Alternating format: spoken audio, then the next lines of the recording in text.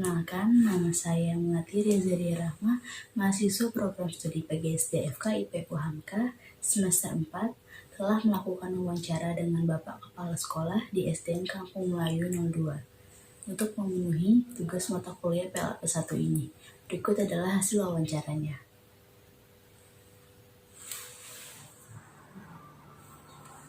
Assalamualaikum Bapak, perkenalkan nama saya Melati Rezalia Rahma dari program studi PGSD FK Hamka semester 4, ingin mewawancarai Bapak terkait mata kuliah PLP 1. Itu pertanyaan pertama, bagaimana karakteristik umum peserta didik yang ada di sekolah ini? Jadi gini ya, di SD ini kan ada 13 rombongan belajar. Jadi masing-masing individu itu punya karakteristik sendiri-sendiri, ya, punya karakter masing-masing per individu. Jadi misalnya dalam satu kelas itu jumlahnya 32, berarti di dalam satu kelas itu ya terdapat 32 karakter yang khas yang berbeda-beda. Oleh karena itu maka sebagai guru nantinya, kalau ada nanti jadi guru, itu harus memahami karakteristik sejumlah anak itu dan tidak bisa disamakan. Jadi harus bisa, kita kalau misalnya menghadapi siswa ini seperti ini, ya kita harus bagaimana. Nah kemudian kalau sudah mengerti, memahami masing-masing karakter siswa, maka kita akan baru belajar itu akan bisa dimulai. Jadi pertama itulah gunanya pengenalan kampus, pengenalan lingkungan seperti itu. Kalau kultur sekolahnya itu seperti apa? Sekolah, kultur termasuk lingkungannya ya.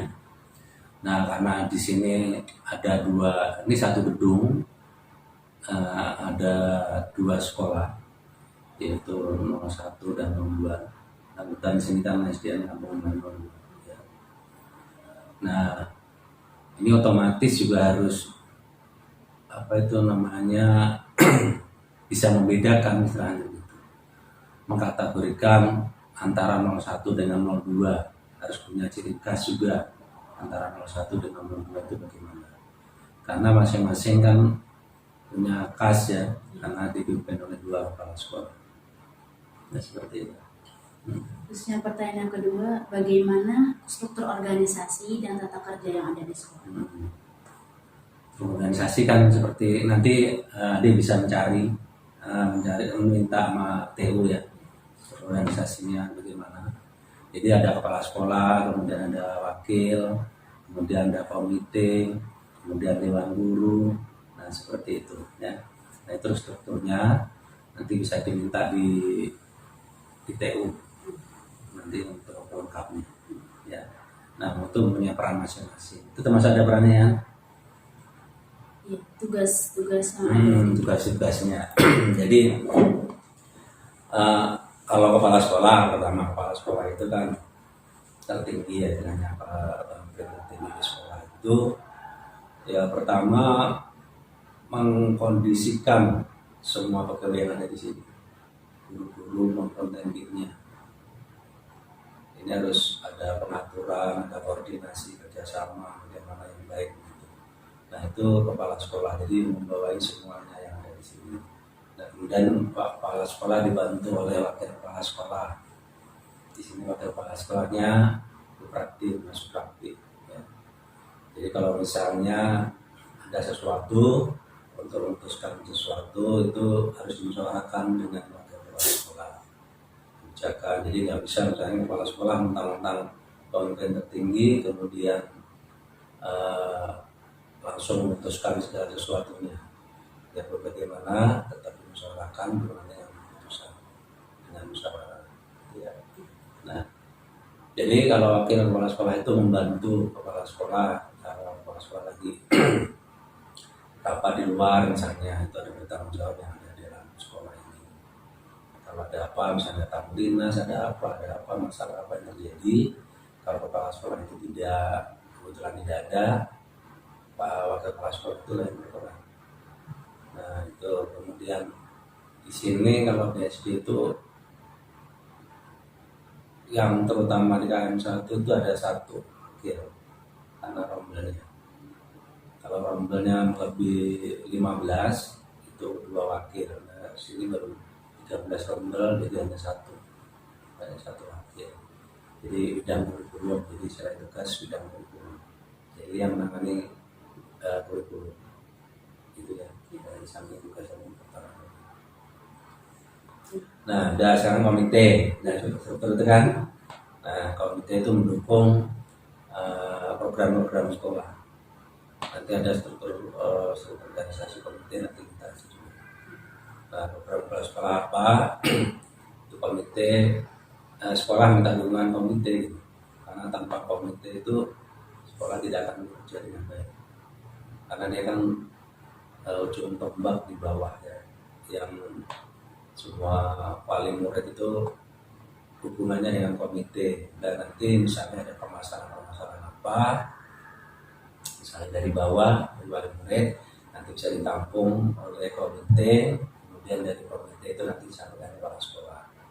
Demikian juga kalau misalnya sekolah ada sesuatu yang dibicarakan ke wali murid, nah kita sebagai kepala sekolah harus bertemu dengan komite untuk mengusahakan masalah itu.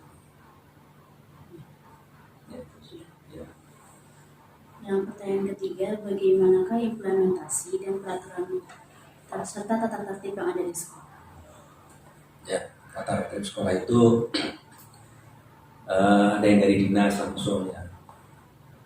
Asalnya tata tertib yang dibuat oleh sekolah itu harus mengacu pada tata tertib yang ada di dinas. Ya boleh melanggar dari peraturan yang sudah ditetapkan oleh dinas. Tapi nanti kita kembangkan dari tata tertib itu. Nah, tata tertib itu ada 2, tata tertib yang tentang kesiswaan dan tata tertib kepegawaian guru dan TNI. Jadi ada 2. Nah, tujuannya apa tata tertib itu? Supaya berjalan sesuai dengan apa yang diinginkan, sesuai dengan supaya tujuan pendidikan itu tercapai. Gitu. Untuk yang pertanyaan yang keempat, apa saja Pak kegiatan-kegiatan seremonial formal yang ada di sekolah? Kegiatan keagamaan, ya misalnya keagamaan, Maulid Nabi, Isra Mi'raj, kemudian itu keagamaan. Kalau sifatnya nasional, buka bersama gitu ya, misalnya seperti yang masih ada keagamaan, pesantren kilat, itu kegiatan yang dilakukan di sini. Nah, kalau misalnya yang tentang ini misalnya 17 Agustus, 17 Agustusan seperti itu. Nah, kemudian upacara-upacara yang melibatkan siswa. Nah, itu. Ya. Kalau misalnya upacara bendera itu, apakah pembinaan dari Bapak sendiri, kepala sekolah, atau dari guru-guru yang dilakukan secara bergiliran? Bergiliran. Jadi kalau upacara itu tidak harus kepala sekolah, tidak ya. Jadi semua guru itu harus dilibatkan supaya bisa belajar untuk bicara depan. Walaupun ada 1-2 guru misalnya yang takut gitu ya di panggung, tapi itu harus dikondisikan supaya jadi bergiliran. Misalnya minggu ini kepala sekolah, minggu kedua wakil, kemudian nanti guru-guru bergilir secara bergilir.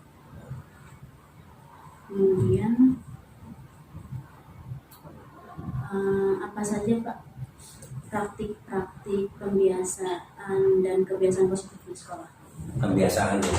Dalam pembiasaan itu berdoa bersama, kemudian pada ketika mau belajar itu berdoa, kemudian membaca, ada literasi kan itu pembiasaan juga. Jadi misalnya berapa menit itu anak-anak harus baca dulu apa yang dibaca, bahkan harusnya itu 15 menit itu literasi harus dilakukan. Nah, kemudian jika kebersihan lingkungan itu harus pembiasaan juga. Ngaji itu juga pembiasaan. Jadi sebelum maghrib itu ada waktunya. Jadi di sini ada lembaran Iqra ya, Jadi dari kelas berapa, ngaji jam berapa, siapa ustaznya, ditanda tangan seperti itu. Jadi sudah diterapkan di sini. Dan nanti kalau seandainya waktu ini masuk, ditambah protokol itu nanti harus kebiasaan. Bahkan sekarang juga udah mungkin informasi dari guru kelasnya supaya protokol kesehatan yang dilaksanakan, walaupun sekarang masih belajar jarak jauh. Kemudian apa saja Pak kegiatan-kegiatan rutin berupa kurikuler, kokurikuler, dan ekstrakurikuler yang ada di sekolah? Bulannya di sini banyak ya. Ada pramuka itu kan wajib, kemudian renang, futsal, bola voli ada ya Pak ya? Voli, kemudian alis, nah itu yang ada di sini atau ekstrakurikulernya. Kalau satu lagi kokurikulernya, ada kokurikuler, ada ekstrakurikuler, ada intrakurikuler ya. Gitu. Kalau intrakurikuler itu kegiatan yang dilaksanakan pada saat proses belajar mengajar, tujuan pendidikan itu intrakurikuler ya. Tujuan pendidikan jadi ketika ibu nanti dari guru mengajarkan anak misalnya tentang perkalian, tentang pembagian atau IPA, tentang apa. Nah tujuan ibu itu dinamakan yang supaya siswa itu nanti bisa, itu namakan tujuan kurikuler ya. Nah kalau kurikuler itu dilaksanakan di dalam satu waktu. Kalau ekstrakurikuler kan di luar ya, misalnya hari Sabtu itu ekstrakurikuler kegiatan yang dilaksanakan di luar jam. Tapi kalau kokurikuler itu dilaksanakan di dalam satu waktu, di apa itu namanya, dalam pembelajaran itu. Ya. Nah, kalau intra kan tujuan pembelajaran, tujuan pendidikan, tujuan pembelajaran ya. Ya. Terima kasih Bapak sudah berkenan saya wawancarai untuk memenuhi tugas mata kuliah IPA 1 saya. Mudah-mudahan sekolah ini dapat sukses dan mendapatkan prestasi yang banyak dan dapat melaksanakan kegiatan pembelajaran dengan baik. Terima kasih Bapak.